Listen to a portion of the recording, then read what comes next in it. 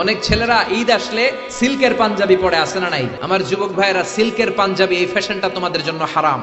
যুবকরা হাতে স্বর্ণের আংটি পরে, গলায় চেইন পরে, মেড অফ গোল্ড, স্বর্ণ দিয়ে বানানো যে কোনো জিনিস ইউজ করা, তারপরে সিল্কের কোনো জামা পরা ছেলেদের জন্য হারাম করেছে কে?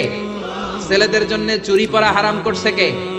ছেলেরা অর্নামেন্টস পড়তে পারবে না, ব্রেসলেট লাগাতে পারবে না, সিল্কের পাঞ্জাবি পড়তে পারবে না, স্বর্ণের কিছু ব্যবহার করতে পারবে না। এছাড়া তুমি তোমার নাভি থেকে হাঁটু পর্যন্ত ঢেকে সব ধরনের ফ্যাশন তুমি নিতে পারো। নতুন একটা ফ্যাশন এসেছে, চুলের এই দুই দিকে একেবারে মাথার সাথে মিলায়া চুল কাটে আর এদিক দিয়ে ঘোড়ার মতো রাখা আছে না নাই? আমি এটার নাম দিয়েছি হর্স কাটিং। আমি বললাম কি রে এরকম রাখছস কেন? কয় হুজুর আমার মেসি রাখছে, মেসি।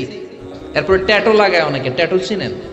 এটা ইলেকট্রিক্যাল শক দিয়ে, নিডল দিয়ে, ডাইং এর মাধ্যমে রং দিয়ে এই ট্যাটুটা বানায়। কোনো মুসলমানের বাচ্চা এই ট্যাটু গায়ের মধ্যে লাগাতে পারে? এই ট্যাটু লাগালে কোনো ইবাদত তোমার কবুল হবে?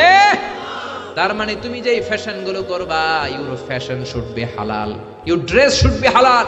এই বিজাতিদের এই কালচার আসা যাবে না, বাংলাদেশে ঢুকানো যাবে না। বিশ্বনবী বলেছেন নাহা রাসূলুল্লাহ আনিল কাযাহ, কাযাহ করতে, এই হেয়ার কাটটা নিতে বিশ্বনবী নিষেধ করেছেন। দুই দিকে চুল নাই, মাঝখানে ঘোড়ার মতো চুল, এগুলো কোনো মুসলমানের ছেলে এই হেয়ার কাটিং কাটতে পারে না। চিল্লায় বলেন ঠিক কি না?